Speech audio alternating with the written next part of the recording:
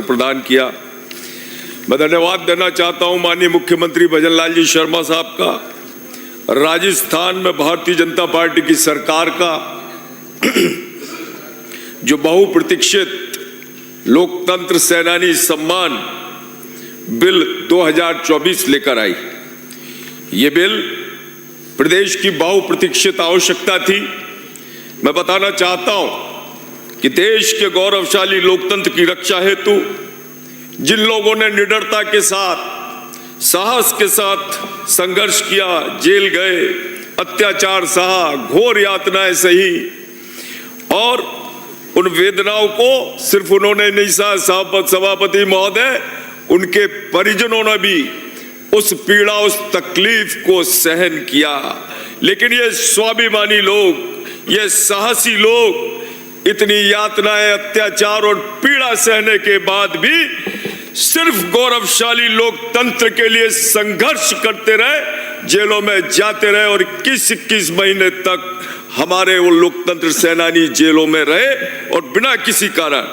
ऐसे ही व्यक्तियों के लोकतंत्र के प्रति समर्पण, लोकतंत्र के प्रति उनका त्याग, और ऐसे ही लोगों को लोकतंत्र सेनानियों की उपाधि मिली है, जिनके आज सम्मान में बिल लाया गया है। हमारी भारतीय जनता पार्टी ने की सरकार ने 2008 में ये सम्मान, जिसमें उनके द्वारा किए गए अद्भुत और वीरता पूर्वक, निडरता पूर्वक लोकतंत्र की रक्षा के लिए उन्होंने जो संघर्ष किया, उसके लिए उन्हें एक सम्मान, चाहे वो पेंशन के रूप में, चाहे वो अन्य सहयोग राशि के रूप में, सुविधाओं के रूप में प्रारंभ किया। परंतु आपकी लोकतंत्र विरोधी सरकार ने उस सुविधाओं को आते, उस पेंशन को आते 2008 में जब आपकी सरकार आई तो आपने बंद कर दिया। 2013 में पुनः हमारी सरकार आई और हमने वो सुविधाएं प्रारंभ की, लेकिन 2013 की सरकार के बाद जैसे अब 2014 में हमारा ये बिल, हमने उनको सुविधाएं प्रारंभ की और 2018 में आपकी सरकार ने आते उसे पुनः बंद कर दिया। इसलिए आवश्यकता थी इस बिल की उन लोकतंत्र सेनानियों के सम्मान की सुविधाओं को आप सदैव बंद करते रहे। क्योंकि आप लोकतंत्र का सही अर्थ समझे नहीं, आपसे उम्मीद भी नहीं कर सकते आप लोकतंत्र सेनानियों को और लोकतंत्र में की रक्षा में उनके योगदान को आप समझ सके। लोकतंत्र तो हमारी संस्कृति है, हमारी विरासत है, हमारे संस्कार है, लेकिन कभी आपको इस चीज का भान नहीं हुआ कि लोकतंत्र के रक्षक उस संस्कृति, उस संस्कार, उस विरासत की रक्षा के लिए संघर्ष करते रहे। ये विधेयक ऐसे लोकतंत्र सेनानियों के लिए लाया गया है। इस अधिनियम में उन्हें प्रदान की गई राशि, सुविधा, सम्मान, उन पर कोई एहसान नहीं है। ये तो एक साधारण सी कृतज्ञता है उस महान ऋण के लिए जो उन्होंने दुनिया के सबसे बड़े लोकतंत्र के लिए किया था। ये केवल अधिनियम नहीं, ये कालजयी संदेश है। देश के लोकतंत्र की रक्षा के लिए लड़ने वाले, लोकतंत्र विरोधी ताकतों के खिलाफ संघर्ष कर अपना जीवन होम करने वाले योद्धाओं के लिए जिन्हें राजस्थान कभी नहीं भूलेगा। देश में अब तक 3 बार आपातकाल लगा माननीय सभापति महोदय।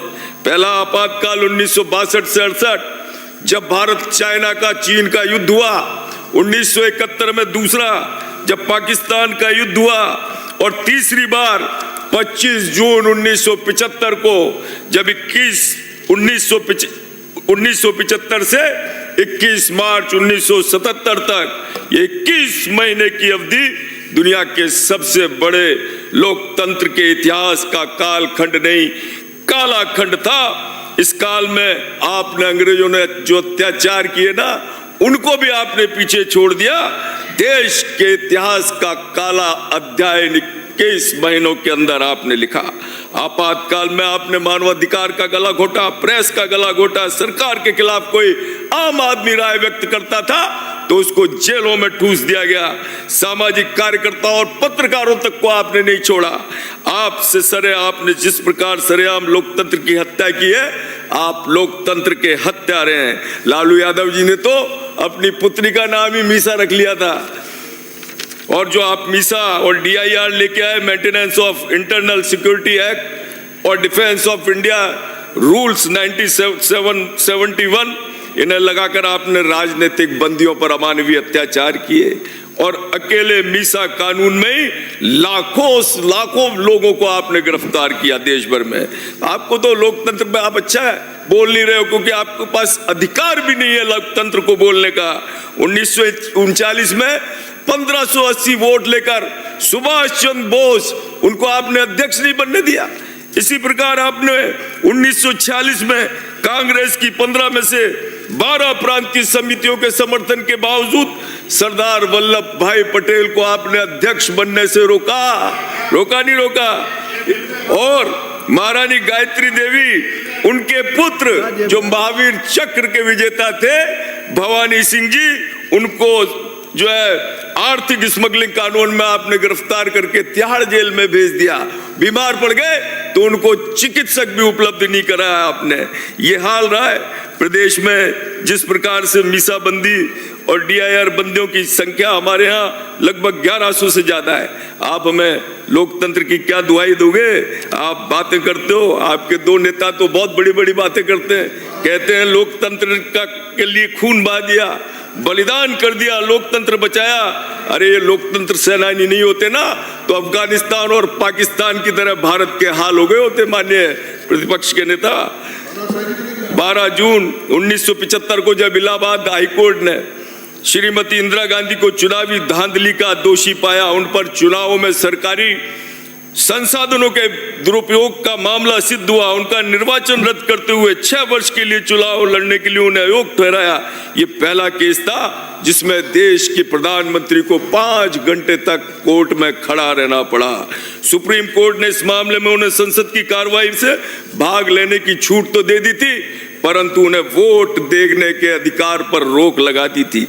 ऐसे समय में नैतिकता बनती थी कि अपने पद से इस्तीफा दे देते, लेकिन उन्होंने लगा दी इमरजेंसी, भारत में आपातकाल लगा दिया। 1999 में जो स्वर्गीय अटल बिहारी वाजपेयी की सरकार मात्र एक वोट से गिर गई थी, उस समय संसद सत्र चल रहा था, इसके बावजूद भी अविश्वास प्रस्ताव लाने के बजाय राष्ट्रपति नारायण जी ने अटल जी को विश्वास पत्र लाने के लिए कहा। वहीं लोकसभा अध्यक्ष बाल योगी गिरधर गोमांगो जो मुख्यमंत्री बन गए थे, मुख्यमंत्री बनने के बाद उनको अधिकार नहीं था, लेकिन उन्हें विशेष रूप से अनुमति दी गई, जबकि 1999 में उड़ीसा के मुख्यमंत्री बन चुके थे। लेकिन इन सब षड्यंत्रों के बाद भी अटल बिहारी वाजपेयी जी ने नैतिक चरित्र, उदात्त मूल्यों का परिचय देते हुए उन्होंने कभी सांसदों की खरीद फरोख्त जैसा काम नहीं किया। सिद्धांतों की राजनीति का ऐसा उदाहरण आपने नहीं देखा होगा माननीय प्रतिपक्ष के नेता। इसलिए हमारी पार्टी आप तो मत चाल, चेहरे और चरित्र की बात करती है, राजनीति में शुचिता की बात करती है।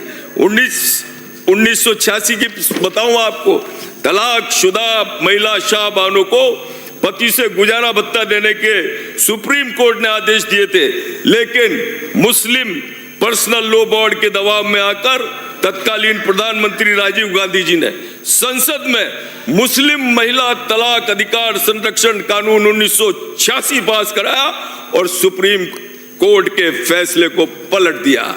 ये काम किया।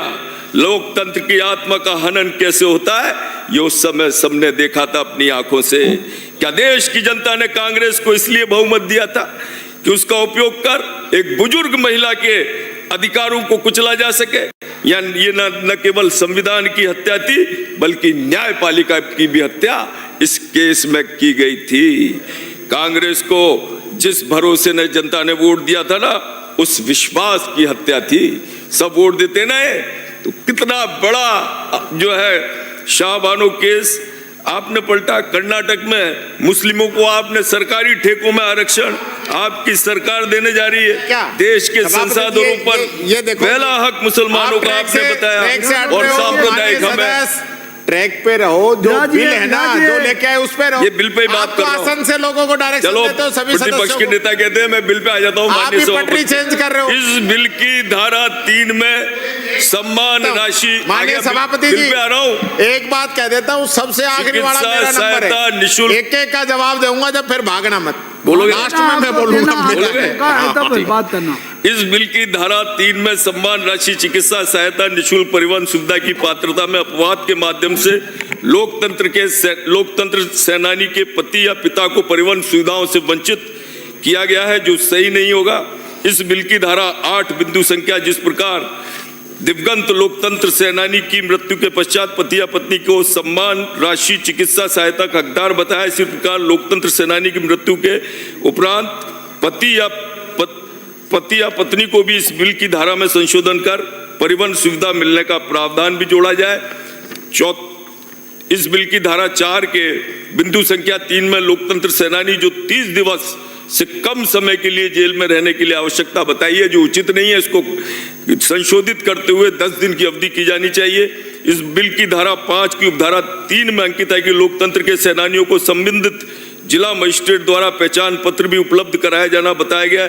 इस संबंध में दिवंगत लोकतंत्र सेनानियों का भी पहचान पत्र जारी किए जाने का अधिकार जिला मजिस्ट्रेट को दिया जाना चाहिए, जिसमें आने वाली पीढ़ियों के बच्चों को भी लोकतंत्र कायम रखने के लिए प्रेरणा प्राप्त हो सके, इनमें देशभक्ति की भावना जागृत हो सके। मैंने ये जनमत जानने के लिए जो प्रस्ताव दिया था उसको मैं वापस लेता हूं और इस विधेयक के पक्ष में अपनी घोर अनुशंसा करता हूं कि इसको लोकतंत्र सेनानियों के सम्मान में पूरे मत के साथ पास किया जाए। Information, point of information, सभापति महोदय, point of information.